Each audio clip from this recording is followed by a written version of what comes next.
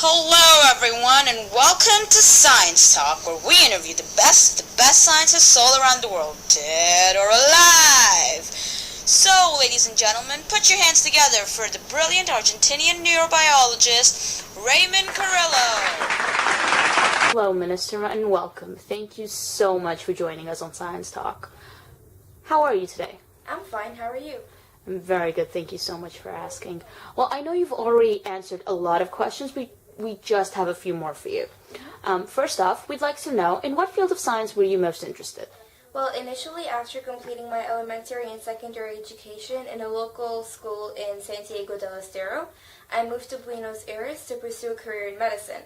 While there, I did very well and graduated with a gold medal for Best Student in 1929, after which my career took a jump start. I decided then to specialize in neurobiology and neurosurgery, and a few years later, my limited political career helped me uncover the ugly truth about the shocking disease rates and weak health system in Argentina. Yeah, I know. That was really bad. I mean, we really appreciate everything that you've done for us. Thank you. My determination to change these numbers ensured a career focused on social medicine for the majority of my life. So, Minister, all of our viewers are very, very interested to know. So would you please mind describing some of your science-related accomplishments for us? Sure, no problem. So in my first few years of starting a career in neurology, I did provide important and very unique research about brain cells, which are not neurons.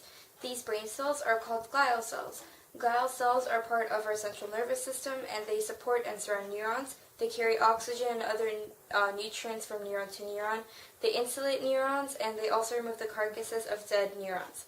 Glial cells, however, do not conduct electric impulses. I also discovered the method of staining them and observing them under a microscope, and this allows certain parts of the cell to be more prominent, so you get a clearer view of what you're looking at under the microscope. Apart from working with cells, I also contributed new techniques for neurological diagnosis, and in 1939 I became the head of the neurosurgery and neurology service in the Argentinian Military Central Hospital, and became the first Minister of Public Health of the Argentine Republic in 1946. In my lifetime, I also increased the number of hospital beds in Argentina from 66,300 in 1946 to 132,000 in 1954. I built 234 free public hospitals, and I helped lower the tuberculosis mortality rate from 130 per 100,000 to 36 per 100,000, and decreased the infantile mortality rate from 90 to 56 per 1,000 live births. And for our last question, how do your accomplishments and your field, your work, relate to the Grade 10 Ontario Science Curriculum? So my accomplishments, relate to the biology unit of the Ontario Grade 10 Science Curriculum, and this is because of my work with cells and observing them under microscopes.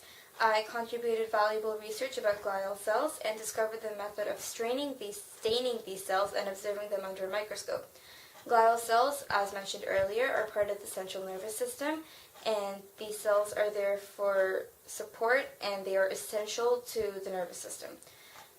The method of staining these cells before looking at them under a microscope is a groundbreaking discovery, as it allowed scientists to get a more detailed and prominent view of various parts of a cell.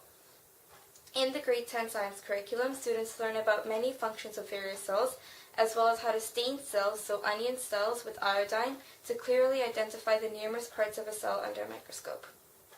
Great. Thank you so much for sharing your time with us, and we really appreciate you coming here. Everyone, please give another round of applause for Dr. Carrillo.